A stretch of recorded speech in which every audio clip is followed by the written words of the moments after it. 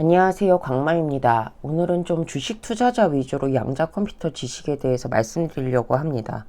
서점에 가도 너무 물리학이나 수학적인 부분 또는 너무 제네럴한 얘기를 하는 책들만 있어서 저도 뭐 좀 답답한 느낌이 있어서 한번 준비해 봤어요.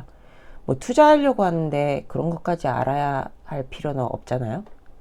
우리가 2026년 현 시점의 종목 분석이 대상으로 하고 있는 기업들은 양자 컴퓨터 칩 제조사입니다. 뭐 약간 비즈니스 모델의 차이는 있지만요. 흔히 초전도 방식이다, 이온 트랩 방식이다 라고 할 때 이건 양자 칩의 큐비트를 어떤 물질로 어떻게 만드느냐에 대한 분류죠. 큐비트 만드는 방식은 5가지가 있는데요. 초전도나 이온 트랩은 많이 들어보셨을 거고요. 중성원자나 광자 이런 거는 처음 들어보시는 분들도 계실 거예요.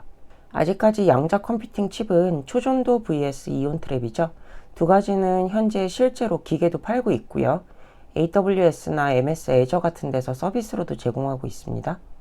구글이나 IBM 리게티 컴퓨팅이 초전도 방식 대표 회사고요. 그리고 아이온큐 컨티넘, 얘네가 이온 트랩 대표 회사입니다. 일단 초전도 방식. 초전도 방식은 큐비트들을 칩 위에 꽉 고정해 놓은 방식이거든요. 당연히 어느 정도 큐비트가 고정되니까 연산 속도가 빠르겠죠. 근데 좁은 공간에 고정되다 보니 막 열도 심하고 노이즈도 심해서 정확도는 떨어져요. 그래서 냉동고가 열 때문에 꼭 필요하거든요. 엄청나게 성능 좋은 걸로. 이런 부분이 좀 단점입니다. 그에 비해서 이온 트랩은 자기장을 세게 쏘아가지고요. 그 전기 띈 이온들을 둥둥 띄우거든요. 그러니까 상호 간섭이 적어서 정확도가 매우 높습니다. 그에 비해 둥둥 떠 있으니까 안정성을 유지해야 해서 잔손질이 많이 가니까 속도는 느립니다. 아까 말씀드린 이온 트랩 강자인 퀀티넘이 이제 곧 상장하거든요. 위에서 말씀드린 다른 회사들은 다 상장했는데요. 뭐 구글, IBM, 아이온큐 이런데요. 퀀티넘만 상장을 안 했었어요. 근데 올해 5월 8일 얼마 전이죠. SEC에 증권 신고서를 공개 제출해가지고 대략 올해 여름쯤 상장할 거라고 해요. 나스닥에 상장 예정이고요. 이미 티커는 QNT로 확정되어 있습니다. 이 회사도 이후에 다른 영상에서 좀 분석을 해보려고 합니다. 앞에서는 전통의 강자 초전도 이온 트랩 말씀드렸는데요. 그런데 이제는 중성원자 방식이나 광자 쪽도 좀 관심을 가지셔야 될 것 같아요. 최근 뉴스에서 구글이 중성원자에 진출한다고 선언한 게 나왔고요. 그리고 광자 쪽에 강자인 자나두가 IPO를 한 3월 말쯤 했습니다. 그래서 한번 관심을 가지시는 게 좋을 것 같고요. 이 두 개는 앞선 두 기술과는 또 다른 엣지가 있어서 관심을 가지시면 좋을 것 같아요. 중성원자 쪽은 큐에라, 파스칼이라는 회사가 대표사인데요. 얘네는 원자를 허공에 둥둥 띄웁니다. 레이저 트위저라는 걸 이용해 가지고요. 그 다음에 연산을 해요. 그러면은 레이저만 많이 쏘면 되니까 큐비트 숫자 늘리기가 아주 쉽겠죠. 대신 레이저를 쏴가지고 3D 공간에 둥둥 띄우는 거잖아요. 당연히 엄청나게 손질이 많이 갈 거고요. 안정성이 낮아서 연산 속도가 좀 많이 느립니다. 그리고 광자 방식 쪽은 싸이퀀텀, 자나두가 대표사인데요. 빛, 즉 광자를 칩 위에 미세한 길을 통해 가지고 흐르게 해서 연산을 합니다. 빛의 속도니까 엄청 빠르겠죠. 그리고 자기장이나 레이저 이런 거 안 쓰니까 완전 실온에서도 쓸 수 있습니다. 그래서 냉각기가 불필요하고요. 그것 때문에 당연히 저전력이고 온도 문제가 좀 덜하겠죠. 근데 빛 조작이 되게 어려워요. 거울 같은 거 반사해가지고 막 조작해야 되니까 당연히 입자 여러 개 쓰면은 조작해야 되는 난이도가 더 높아질 거 아니에요. 그래서 정확도는 좀 낮습니다. 이 표는 앞에 말씀드린 4가지를 좀 정리한 건데요. 단순히 무슨 기술은 어떤 회사가 한다 이렇게 보셔도 되지만 기술의 장단점을 요 정확성, 속도, 확장성 이 3가지 관점에서 봐주시는 게 좋을 것 같아요. 이게 다 엣지거든요. 내가 가지고 있는 게 초록색이 각 방식의 장점이고요. 그 다음에 빨간색은 각 방식의 단점입니다. 그래서 결국은 각각의 회사들이 얘네가 잘 될 거냐 아니면 잘 안 될 거냐라는 거는 이 단점들, 빨간색 단점들을 어떻게 극복하고 있냐에 따른 부분들이 되게 커요. 그래서 이 단점들에 좀 집중을 해야 회사 분석이 잘 되지 않을까 싶어요. 그리고 실리콘 스핀이랑 위상학적 큐비트 방식은 제가 좀 설명을 건너뛰었는데요. 이거 아직 시장의 주도 기술이라고 좀 보기는 어렵습니다. 뭐 아직 초보 단계여가지고 이거는 나중에 좀 아주 나중에 소개를 드릴 기회가 있지 않을까 싶습니다. 그리고 뭐 양자 컴퓨팅을 저희가 직업으로 할 것도 아닌데 저 4개 정도의 큐비트 구형 방식이 있구나, 각각 회사가 어떤 게 있고 장단점은 어떤 게 있구나, 이 정도만 아시면 투자할 때 충분할 것 같아요. 우리가 테슬라나 엔비디아 투자할 때 자율주행 알고리즘 코딩할 줄 알고 반도체 회로 막 그려가지고 투자하는 건 아니잖아요. 뭐 자세하게 양자역학 관점에서 알면 나쁠 건 없겠지만 투자에는 제 생각엔 투머치인 것 같습니다. 그런데 양자칩 세상을 이해하려면 꼭 큐비트 정도는 저희가 짚어야 할 것 같거든요. 큐비트가 뭐냐? 정신없이 돌고 있는 동전입니다. 기존의 일반 컴퓨터에 쓰는 비트라는 개념은 책상에 멈춘 동전이라서 앞이나 뒤가 딱 100% 명확하죠. 근데 큐비트는 돌고 있는 동전이라서 앞, 뒤 이런 게 막 동시에 존재합니다. 그래서 얘가 딱 관찰되는 순간에는 수천 마리로 분신술을 써가지고 모든 길을 한 번에 뚫어버리는 초능력자가 돼버린다 생각하면 되십니다. 별로 어렵지 않은 개념이죠. 그런데 회사 이제 분석하다 보면은 자주 나오는 말이 물리 큐비트, 논리 큐비트란 말입니다. 물리 큐비트는 눈에 보이는 실제 하드웨어인데요. 얘는 엄청 유리멘탈이어가지고 툭 하면 에러가 발생합니다. 온도가 1도 높아서 나 죽을래. 자기장이 마음에 안 들어서 나 죽을래. 뭐 이런 식입니다. 이에 비해서 논리 큐비트는요, 에러를 보정하는 가상의 단위입니다. 논리 큐비트는 물리 큐비트가 하도 에러가 많이 나다 보니까 이걸 보정하기 위해서 만든 개념인 거죠. 논리 큐비트 개념이 좀 어려울 수도 있는데요. 뭐 이렇게 이 두 가지를 천천히 썰을 풀다 보면 주식 투자를 위한 양자 컴퓨터 이론 그리고 논리 큐비트까지 끝이 잘 날 것 같아요.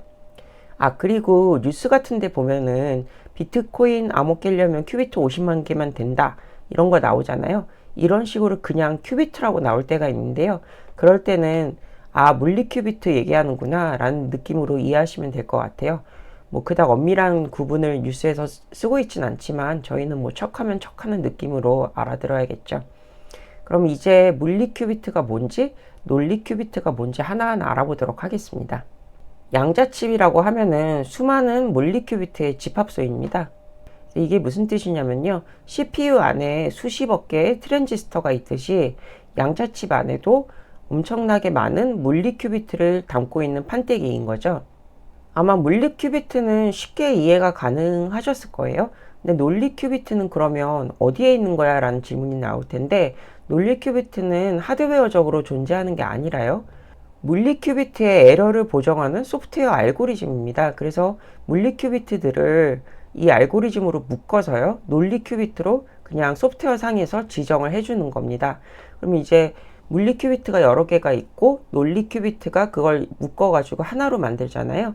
그러면은 사실상 다수결례 원칙으로 동작을 합니다. 예를 들어서 뭐 1000개를 칩 위에 박으면요, 칩 위에 한 개 위에 있는 물리 큐비트일 수도 있고 칩 여러 개 위에 물리 큐비트일 수도 있고, 이거를 에러 보정 소프트웨어로 다 묶어서 논리 큐비트로 만듭니다. 그러면은 이 몇천 개, 몇만 개의 물리 큐비트들이 계산하면 각각 결과를 내놓을 거잖아요. 그러면은 이거를 다수결의 원칙으로 어떤 게 맞는 값이다 라는 거를 알려주는 게 논리 큐비트인 겁니다. 그러니까 다시 한번 강조드리면 논리 큐비트는 그 실체하는 게 아니라 에러 보정을 위해서 그냥 소프트웨어적으로 엮어놓은 거라는 거죠. 이 가운데 보이는 표가 주요 초전도 회사의 물리 큐비트 정확도 표인데요. 각 큐비트가 99% 정확도가 넘는데 대체 왜 논리 큐비트, 증가 에러 보정이 필요하지? 라고 생각하실 수도 있을 것 같아요. 근데 뭐 프로그램이 한 줄짜리 프로그램은 없잖아요. 그래서 예를 들어서 100줄짜리 프로그램 실행시킨다고 하면은 정확도가 99.9%라면요, 이거의 100승, 약 90.5%, 그리고 정확도가 99.1%라면은 100승하면 40.5%. 그래서 90.5%건 40.5%건 간에 일반 컴퓨터 정확도가 100%인데 비해서는 택도 없는 값인 거죠. 그래서 논리 큐비트로 꼭 에러 보정을 해가지고 100%의 값을 보장해야 됩니다. 양자 컴퓨터의 성능을 보려면은 논리 큐비트 몇 개까지 만들 수 있는데 이거를 물어봐야 됩니다. 현재도 논리 큐비트 어느 정도 만들어져 있어요. 그 알고리즘이요. 그런데 이제 현재 같은 경우는 칩 한 개 내부에서만 논리 큐비트를 엮는 단계거든요. 근데 논리 큐비트는요, 물리 큐비트 수가 많아질수록 에러 보정이 잘 돼요. 근데 칩 한 개 안에 있는 물리 큐비트만으로는 숫자가 부족하거든요. 왜냐면 아까 물리 큐비트가 되게 유리멘탈이라고 했잖아요. 막 온도가 1도 높아서 나 죽을래. 자기장이 마음에 안 들어서 나 죽을래. 이렇다고 말씀드렸잖아요. 그래서 칩 한 개에 박을 수 있는 물리 큐비트 개수는 한계가 생길 수밖에 없습니다. 그래서 현재는 칩 한 개 내부에서만 물리 큐비트를 소프트웨어적으로 엮어서 논리 큐비트를 만드는 단계인데요. 결국은 칩과 칩을 엮어서 모듈러 양자 네트워크를 만들어 가지고 칩 여러 개의 논리 큐비트를 만드는 방식으로 가야 됩니다. 앞에 내용을 좀 더 자세히 말씀을 드리면요, 칩 한 개에 여러 개를 다 박으면은 발열이 좀 되게 심해집니다. 그리고 신호관에서 옆에서 자기장 발생되거나 뭐 아니면 옆에 미세한 떨림 때문에 옆 동네 신호가 나한테 흘러 들어와 가지고 계산이 엉망진창이 되거든요. 여기에 하나 더 불량률 여러 개를 박아야 되니까 불량률이 폭발하죠. 그래가지고 50만 개 이런 걸 한 판에 박는 거는 불가능합니다. 그래서 결론은 모듈러 네트워킹 전략이 필요한 거죠. 모듈러 네트워킹은 칩과 칩을 이어주는 네트워킹 기술입니다. 근데 네트워킹이란 말이 들어가서 인터넷 비슷한 건가 라고 생각하실 수도 있는데요. 그런 건 아니고요. 뭐 나중에 그렇게 될 수도 있겠지만요. 칩 여러 개가 광 케이블로 연결되는 자체를 요새는 모듈러 네트워킹이라고 합니다. 이게 논리 큐비트 만드는데 너무너무 핵심 기술이에요. 뭐 알고리즘 쪽은 아니지만 이게 가능해야만 논리 큐비트가 완전해지는 거죠. 그래서 요즘 뉴스 보면 아이온큐가 양자 네트워크 회사랑 파트너십 맺었다 이런 뉴스가 나오면 주가가 폭등하잖아요. 논리 큐비트 때문에 그렇습니다. 얘네뿐만이 아니라 뭐 구글, IBM, 심지어 엔비디아까지도 양자 네트워킹, 이 모듈러 양자 네트워킹 쪽에 사력을 기울이고 있는 거죠. 그럼 이런 물리, 논리 큐빗, 그리고 양자 네트워크까지 다 합쳐서 언제 제대로 된 양자칩 나오나 싶을 거예요. 그래서 구글이 발표한 이 양자 컴퓨팅, 양자칩 기술 로드맵이 있는데요. 이게 인터넷에 찾아보면 쉽게 보실 수가 있습니다. 원본에는 연도가 안 나와 있는데 구글에서 각 컨퍼런스에서 발표한 걸 종합해 보면은 마일스톤 6 최종 단계가 2029년 목표입니다. 현재는 마일스톤 3이고요. 공식 홈페이지에는 마일스톤 2라고 되어 있는데 이건 완료 기준이고 현재는 마일스톤 3가 목표가 차근차근 달성 중인 겁니다.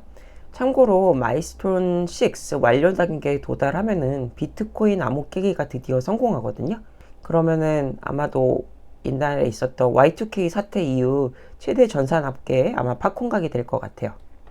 그러니까 정리하면은 양자칩이 실용화 되려면은 이런 기술이 완성이 돼야 됩니다. 첫째, 물리 큐비트가 구현 방식에서 빨간색으로 제가 표현해드린 거 있잖아요. 그래서 각 구현 방식마다의 단점을 극복하는 과정이 필요한 거고요. 두 번째는 논리 큐비트, 에러 보정 알고리즘을 개발해서 100%의 정확도를 확보해야 됩니다. 마지막으로 양자 네트워킹 완성. 논리 큐비트를 만들려면 사실은 이게 선행 기술이잖아요.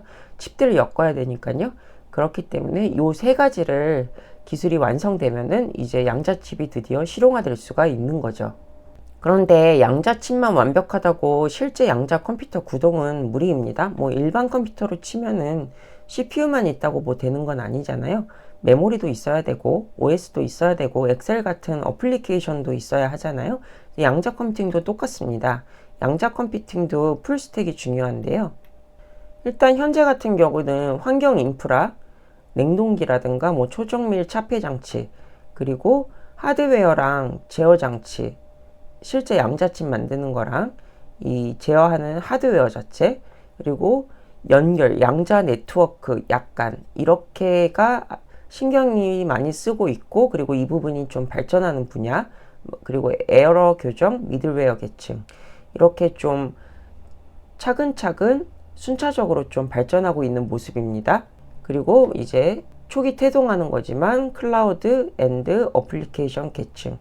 그래서 이 5가지가 모두 완성이 되어야 양자 컴퓨팅 풀스택이 되는 거고요. 그러면 이제 양자 컴퓨팅이 독자적으로 전산업계에 떠오르는 그런 계기가 되는 거죠. 그런데 아마 여기 목록에 관계되는 회사들의 주가가 지금 갑자기 오를 것 같진 않아요. AI를 보면 알 수 있듯이요. 처음에는 AI 칩이 오르고 그 다음에는 이제 구동 데이터 센터 관련 주식들이 오르잖아요. 이런 식으로 양자 컴퓨팅이 실용화되는 단계에 따라 양자 칩 종목들이 먼저 주목을 받겠지만 여기 풀스택을 업으로 하는 회사들도 천천히 실용화가 되면서 회자되는 단계에 들어설 거예요. 자, 각 풀스택마다 관련된 회사들입니다. 구글, IBM, 엔비디아 같이 큰 회사들도 있지만요. 텐베거를 노릴만한 스타트업들도 꽤 돼요. 근데 이 표를 보시면 암담한 부분이 하나가 있는데요. 일반 컴퓨터로 치면은 D램 격인 양자 메모리 쪽 회사가 아직 아예 없어요. 왜냐면은 이 기술이 아직 논문 수준이어 가지고요. 회사를 세울 수준이 아닌 분야입니다. 이 얘기 들으시면 딱 감이 오시는 분들도 계시겠네요. 네, 양자 컴퓨터는 2029년이 돼서 양자 칩이 드디어 완성되어도 단독으로 쓰일 수는 없습니다. 그래서 일반 컴퓨터, 일반 컴퓨터라고 해도 엄청난 고성능 컴퓨터겠지만요. 걔랑 양자 컴퓨터랑 하이브리드 방식으로 밖에 쓸 수가 없습니다. 그래서 엔비디아가 이 하이브리드 형식의 길목을 잡으려고 요새 노력을 많이 하고 있는 부분이죠. 그래서 이 부분은 저도 관심이 많아서 추후 엔비디아가 어떤 노력을 하고 있는지 분석을 좀 해보려고 합니다. 이렇게 양자 컴퓨팅이 갈 길이 구만리장천인데도 글로벌 기업들은 양자 컴퓨팅 열심히 쓰고 있습니다. 이거 보시는 여러분들도 써보실 수 있어요. IBM이나 구글에 접속하면 무료로 써보실 수도 있고요. 무료 버전은 양자 시뮬레이션입니다. 진짜 양자 컴퓨팅이 아니라. 그런데 만약 IBM으로 쓰신다면은 운이 좋으면 대기열이 한산하면은 양자 컴퓨터로 정말 연결이 될 수도 있습니다. 그리고 AWS나 MS 애저 같은 클라우드로 가면요. 비싸긴 해도 실제로 아이온큐나 리게티 써보실 수도 있어요. 근데 다만 정확하지 않을 뿐이죠. 근데 비싸고 아직 정확하지도 않은 양자 컴퓨팅을 똑똑한 글로벌 대기업들인 현기차, JP모간, 아스트라제네카 같은 데는 왜 쓸까?